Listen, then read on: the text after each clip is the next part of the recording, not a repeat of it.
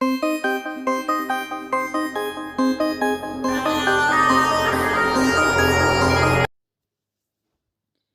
Dear student, कैसे हो आप सभी लोग। मैं हूं डीआरएक्स देवेश पाल और आज की क्लास में आपका बहुत बहुत स्वागत है। हम जो चैप्टर पढ़ रहे हैं उसका नाम है खनिज पोषक यानी कि मिनरल न्यूट्रिशन। ठीक है, तो इस चैप्टर के बारे में हम लोग बहुत सारी बातें कर चुके हैं, यानी कि बहुत सारे टॉपिक हम लोग पढ़ चुके हैं। तो पिछली क्लास में हम लोगों ने ये देखा था, क्या देखा था, हम लोगों ने देखा था वृहद पोषक तत्व। ठीक है, यानी वृहद सूक्ष्म पोषक तत्व हम लोगों ने देखे थे। तो अगर आपने क्लासेस नहीं देखी है पहले की, अगर आप नए हो तो आप जाके देख सकते हो, और जो पुराने स्टूडेंट हैं जो रेगुलर क्लास अटेंड कर रहे हैं उन्हें पता होगा कि आज का हमारा टॉपिक है सूक्ष्म पोषक। तो चलिए इसे स्टार्ट करते हैं। तो सबसे पहले हम लोग देखते हैं लोहा। चलो, तो हम लोग लोहा यानी कि आयरन की बात करें तो ये इसका अवशोषण होता है फेरिक अम्ल से, और अन्य जो है सूक्ष्म मात्रिक तत्व की अपेक्षा ही अधिक होते हैं, यानी अन्य सूक्ष्म मात्रिक तत्व की अपेक्षा में इनकी मात्रा ज़्यादा होती है लोहे की। ठीक है, कहाँ कहाँ देखने को मिलेंगे, कहाँ कहाँ इनकी मुख्य भूमिका होंगी। लीफ वेन्स में कैटलेज एंजाइम को सक्रिय करता है, पर्णहरित के निर्माण में ये भूमिका निभाता है। इसके बाद फेरिडॉक्सिन तथा साइटोक्रोम प्रोटीन में भाग लेता है, जो इलेक्ट्रॉन स्थानांतरण में मोस्ट इंपॉर्टेंट इसका काम होता है। ये विपरीत ऑक्सीकरण में काम आता है। तो इलेक्ट्रॉन परिवहन तंत्र देखेंगे हम लोग तो वहाँ पे आपको ये चीज़ें समझ में आएंगी। तो फेरिडॉक्सिन और साइटोक्रोम प्रोटीन बनाने में ये मदद करता है। ठीक है, कमी से क्या क्या हो जाता है, तो क्लोरेसिस इन यंग लीफ, जो यंग लीफ होती है, तरुण पत्ती होती है, उसमें क्लोरेसिस हो जाती है।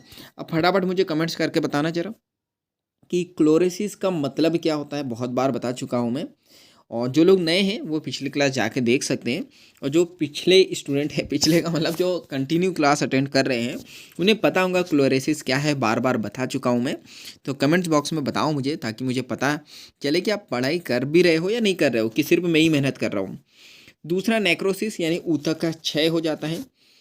इनिबिशन ऑफ क्लोरोप्लास्ट फॉर्मेशन, जो क्लोरोप्लास्ट का जो फॉर्मेशन है, क्लोरोप्लास्ट का जो निर्माण है वो इनबिट हो जाता है, यानी कि वो बंद हो जाता है उसका निर्माण होना। क्लियर है, किसकी वजह से, लोहे की वजह से। इसके बाद नेक्स्ट हम लोग देखते हैं मैग्नीज। ठीक है, तो मैग्नीज की बात करते हैं हम लोग, तो यहाँ पे इसका अवशोषण जो है मैग्नस आयन से होता है। ठीक है, लिखा हुआ है Mn2+। प्रकाश संश्लेषण में मदद करेगा, प्रकाश शोषण में करें, सॉरी, प्रकाश संश्लेषण और शोषण में ये मोस्ट इंपॉर्टेंट है। मैग्नीज आपको कई बार देखने को मिलेगा जब हम लोग प्रकाश संश्लेषण और शोषण वाला चैप्टर स्टार्ट करेंगे। इसके बाद नाइट्रोजन उपापचय एंजाइमों को सक्रिय करता है, जैसे कि कार्बोक्सिलेज, ऑक्सीडेज, डिहाइड्रोजिनेज, परऑक्सीडेज और काइनेस। ये सब एंजाइम होते हैं जो नाइट्रोजन उपापचय एंजाइम में भाग लेते हैं, तो ये इन एंजाइमों को सक्रिय करता है।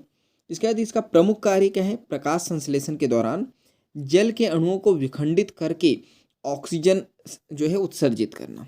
क्लियर है, किसके जल होता है, H2O, तो ये H2O में से किसको निकालना है, ऑक्सीजन को निकालने का ये काम करता है मैग्नीज। इसके बाद पत्ती व फल में भी जो है इसकी मुख्य भूमिका होती है। इसके बाद क्लोरोसिस, इसकी वजह से क्या हो जाता है, chlorosis, grey spot of leaf.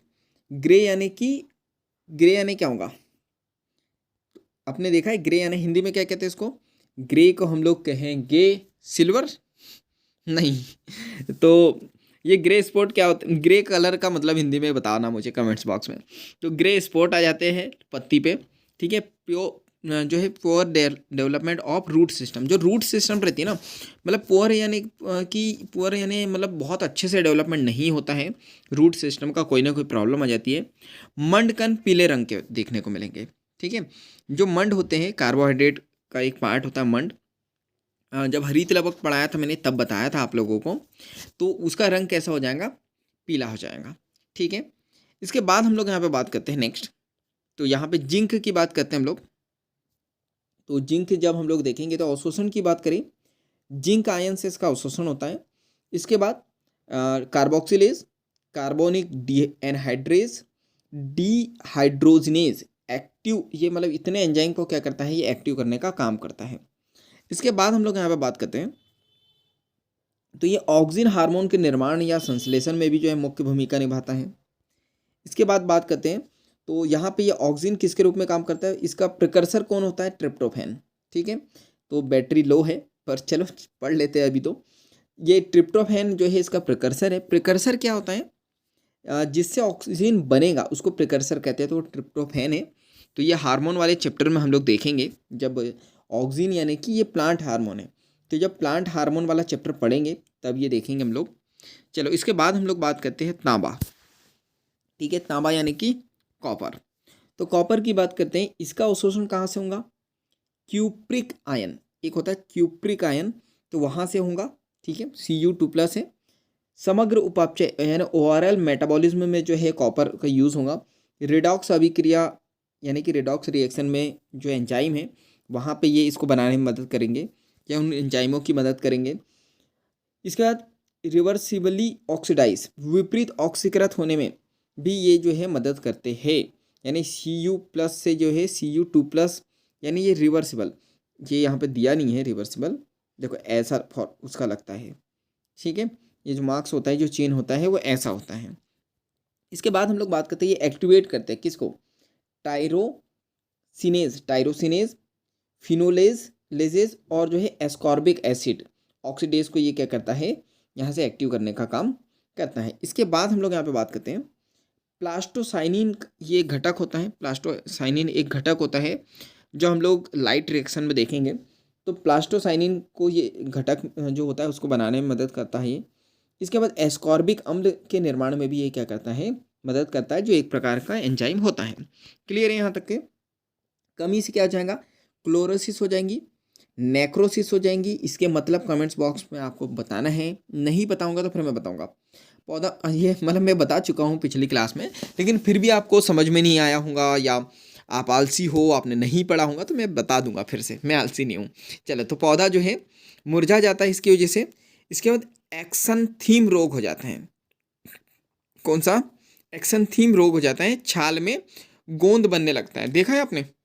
ये देखा होगा, जो जिन्होंने गाँव में समय बिताया होगा ना, तो देखा होगा कि पेड़ की छाल में जो है ना गोंद, ये गोंद लिखा है, वैसे गोंद बोलते हैं उसे, तो गोंद बनने लगता है।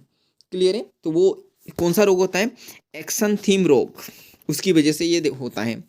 चलो इसके बाद हम लोग बात करते हैं बोरॉन, बोरा। तो बोरॉन की बात करते हैं, इसका अवशोषण होगा बोरेट और जो है टेट्राबोरेट से। ठीक है, ये पत्तियों में इसकी भूमिका रहेंगी। सीड यानी कि लीव्स यानी पत्ती, सीड यानी कि बीज में। इसके बाद पेंटोस फॉस्फेट पाथवे में का ये नियमन करेगा। इसके बाद यहाँ पे क्या है? Ca2+ यानी कैल्शियम का ग्रहण करेगा और उपयोग करेगा। इसके बाद हम लोग बात करते हैं कोशिका कला की पारगम्यता को ये जो है निर्धारित करेगा। पराग अंकुरन, जो ये याद रखना, ये क्वेश्चन पूछ सकते हैं आपसे कि जो पराग नली रिप्रोडक्शन में हम लोगों ने देखा था ना, कि जो ऐसा कुछ देखा था कि यहाँ पे जो गाइनोसियम होता है, यहाँ से जो है पराग नली निकल के आती है। तो ये पराग नली को वहाँ तक के पहुँचने में या डेवलपमेंट में कौन मदद करता है? ये कहता है बोरॉन। क्लियर है? ये याद रखना है। इसके बाद हम लोग यहाँ पे बात करते हैं नेक्स्ट। तो ये अंकुरण में मदद करता है, उपापचय क्रिया में मदद करता है, कार्बोहाइड्रेट के स्थानांतरण में मदद करता है, कोशिका के दीर्घीकरण यानी कोशिका का फैलना, कोशिका के दीर्घीकरण में मदद करता है, कोशिका के विभेदन में यानी डिफ्रेंशिएट कोशिका, देखो ऐसे डिफ्रेंशिएट होंगी, विभेदित होंगी, और एक सेल, ये दो सेल आपस में मिलेंगी और बन जाएंगी एक सेल, जिसको हम लोग कहेंगे टिश्यू। क्लियर है? तो कोशिका विभेदन में क्या करेंगे? ये मदद करेंगे। इसके बाद कमी से क्या क्या हो जाएगा? तो कमी से हो जाएगा क्रैकिंग ऑफ स्टेम। आपने देखा है जो जड़ होती है, सॉरी जो स्टेम होती है यानी तना होता है, उसमें क्रैक आ जाती है, ऐसी वो फट जाती है बीच से। तो cracking of stem. Meristematic tissue विकृत होता है, यानी जो मेरिस्टेमेटिक टिश्यू है जो सेल डिवाइड करती है जिसके द्वारा और पेड़ ग्रो करता है, तो विकृत होगा, अच्छे से नहीं वो डेवलप होगा। चुकंदर की जड़ों में ब्राउन हार्ट रोग हो जाता है, तो ये इसकी वजह से होता है, बोरॉन की वजह से। इसके बाद जो है कर्लिंग ऑफ लीफ, जो पत्ती है इसे मुड़ जाती है। ठीक है, तो वो किसकी वजह से मुड़ती है? बोरॉन की वजह से। चलो नेक्स्ट देखते हैं हम लोग, मोलिब्डेनम और क्लोरीन से निखिल, 3 बचे। चलो, तो मोलिब्डेनम की बात करते हैं। तो सबसे कम मात्रा में चाहिए होता है मोलिब्डेनम। ठीक है, इसके अवशोषण की बात करें तो ये मोलिब्डेट आयन से ये जो है अवशोषित होती हैं। टैनिन संश्लेषण, टैनिन की बात करें एक सब्सटेंस होता है, तो उसके संश्लेषण के लिए जो है ये रिस्पॉन्सिबल है। मदद करता है। इसके बाद रूट यानी कि जड़, ठीक है, जड़ में ये जो है मदद करता है नाइट्रोजन रिडक्शन। ये आने वाली जो हम लोग पढ़ेंगे ना फोटोसिंथेसिस, लाइट रिएक्शन, उसमें सब ये देखने को मिलेगा। तो ये नाइट्रोजन रिडक्शन में ये जो है मदद करता है। इसके बाद बात करते हैं नाइट्रोजन फिक्सेशन, मोस्ट इंपॉर्टेंट, इसी चैप्टर में पढ़ेंगे और बहुत बार क्वेश्चन आते हैं नाइट्रोजन फिक्सेशन से तो याद रखना मॉलिब्डेनम मदद करता है। एक्टिवेट, किसको एक्टिवेट करेंगे, ये नाइट्रोजनेज, नाइट्रेट रिडक्टेज और नाइट्रोजन मेटाबॉलिज्म को, ठीक है। इसके बाद हम लोग बात करते हैं, ये लेग्यूम पौधों में मूल ग्रंथि बनाने का काम करता है। ये याद रखना है, ये इसको डिटेल में पढ़ेंगे इस चैप्टर में, बहुत ज़्यादा क्वेश्चन आते हैं यहाँ से। लेग्यूमिनस पौधे कौन से होते हैं, दाल वाले पौधे में जो ग्रंथि बनती है ना, मूल यानी कि जड़ में जो ग्रंथि बनती है, तो मॉलिब्डेनम वहाँ पे मदद करता है। डिसीज़ कौन सी उनकी कमी से, क्लोरोसिस हो जाएगा, इनिबिशन ऑफ सेल डिवीजन यानी सेल डिवीजन रोग ये रुक जाएगा, और गोभी में एक रोग हो जाएगा व्हील टेल रोग, कौन सा, व्हील टेल रोग हो जाएगा। क्लियर है, तो ये याद रखना। चलो इसके बाद बात करते हैं क्लोरीन, ठीक है। तो क्लोरीन की बात करते हैं, तो यहाँ पे जो अवशोषण है वो क्लोराइड आयंस की से इसका जो है अवशोषण होता है। कैल्शियम और सोडियम मिलकर कोशिका में विलय की सांद्रता तथा एनायन कैटायन संतुलन बनाए रखते हैं, ठीक है। प्रकाश संश्लेषण में ये मुख्य भूमिका निभाता है। जल के विखंडन और ऑक्सीजन का निकास यानी ऑक्सीजन का बाहर निकलना, उसमें ये मदद करते हैं। फोटो सिस्टम सेकंड में ये मदद करते हैं। जब प्रकाश संश्लेषण हम लोग देखेंगे तो फोटो सिस्टम सेकंड क्या होता है, पीएस सेकंड इसको लिखते हैं हम लोग। तो पीएस सेकंड ये हम लोग लाइट रिएक्शन में देखेंगे, ये याद रखना पीएस सेकंड क्या होता है। इसके बाद वाष्पोत्सर्जन पिछले चैप्टर में हम लोग पढ़ चुके हैं, तो वहाँ पे भी क्लोरीन मदद करती है। क्या क्या हो जाता है डिसीज़, तो पौधे सूखने लगते हैं, और क्लोरोसिस के बाद क्या हो जाता है, नेक्रोसिस हो जाता है। पहले क्लोरोसिस होता है और उसके बाद क्या हो जाता है, नेक्रोसिस, ठीक है। चलो इसके बाद लास्ट पोषक तत्व निकेल, तो इसका अवशोषण होता है Na2+।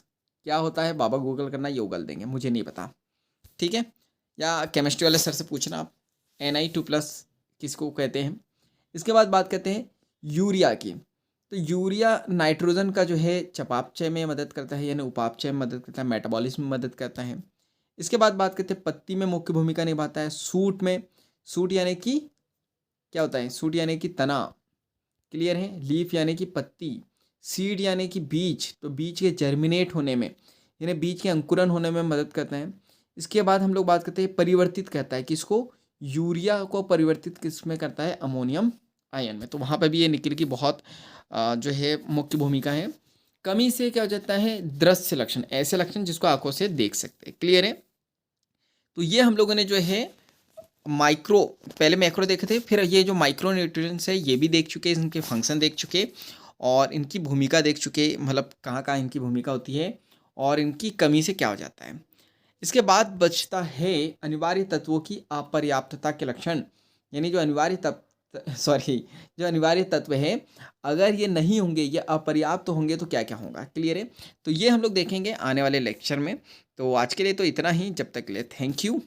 और क्या करना है, वीडियो को जल्दी से लाइक कर देना है, कमेंट्स करके बताना है क्या इन लेक्चरों से आपकी हेल्प हो पा रही है, यस या नो। अगर यस तो आपको यस टाइप कर देना है, ठीक है। और इस वीडियो को ज़्यादा से ज़्यादा शेयर कर देना है, क्योंकि जब हम दूसरों की हेल्प करते हैं तो ये नेचर हमारी हेल्प करता है।